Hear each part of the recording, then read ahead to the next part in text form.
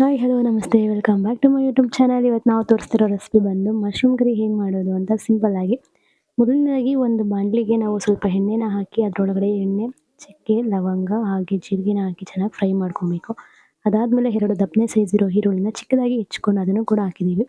ಇದ್ರ ಜೊತೆಗೆ ಶುಂಠಿ ಬೆಳ್ಳುಳ್ಳಿ ಪೇಸ್ಟ್ನ ಕೂಡ ಆ್ಯಡ್ ಮಾಡ್ತಿದ್ದೀವಿ. ನಮಗೆ ಸ್ವಲ್ಪ ಎಷ್ಟು ಬೇಕು ಅಷ್ಟು ಮಾತ್ರ ಹಾಕ್ಕೊಬೇಕಾಗತ್ತೆ. ಅದರ ಹಸಿ ಸ್ಮೆಲ್ ಏನಿದೆ ಅದು ಹೋಗೋವರೆಗೂ ನಾವು ಕಂಪ್ಲೀಟಾಗಿ ಫ್ರೈ ಮಾಡಬೇಕಾಗತ್ತೆ.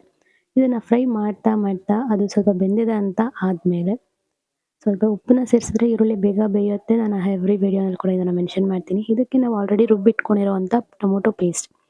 ಕೆಲವೊಬ್ಬರಿಗೆ ಟೊಮೊಟೊ ಹಾಗೆ ಹಾಕಿದ್ರೆ ಇಷ್ಟ ಆಗಲ್ಲ. ಸೊ ಈ ಥರ ಪೇಸ್ಟ್ ಮಾಡಾಕರೆ ಚೆನ್ನಾಗಿರುತ್ತೆ. ಇದ್ರ ಜೊತೆಗೆ ಮಸಾಲೆ ಐಟಮ್ ಏನೇನೆಂದರೆ ಖಾರದ ಪುಡಿ, ಧನಿಯಾ ಪುಡಿ ಹಾಗೆ ಗರಂ ಮಸಾಲೆಯನ್ನು ನಮಗೆ ಎಷ್ಟು ರುಚಿ ಬೇಕು, ಎಷ್ಟು ಖಾರ ಬೇಕು ಅನ್ನೋದ್ರ ಮೇಲೆ ಡಿಪೆಂಡ್ ಮಾಡಿ ಹಾಕ್ಕೊಬೇಕಾಗತ್ತೆ.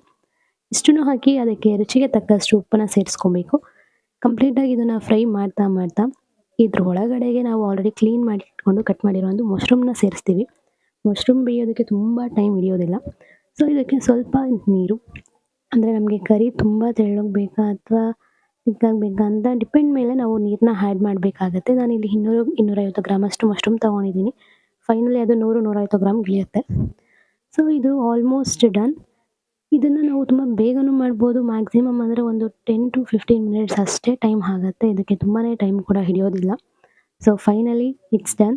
ತುಂಬ ಈಸಿ ಹಾಗೂ ಮನೆಯಲ್ಲೇ ಇರ್ತಕ್ಕಂಥ ಸಾಮಗ್ರಿಗಳನ್ನ ಬಳಸಿ ತುಂಬ ರುಚಿಯಾಗಿ ನಾವು ಮಶ್ರೂಮ್ ಕರಿನ ಹೇಗೆ ಮಾಡೋದು ಅನ್ನೋದನ್ನು ಈ ವಿಡಿಯೋನಲ್ಲಿ ನಾನು ಕಂಪ್ಲೀಟಾಗಿ ಹೇಳಿದ್ದೀನಿ.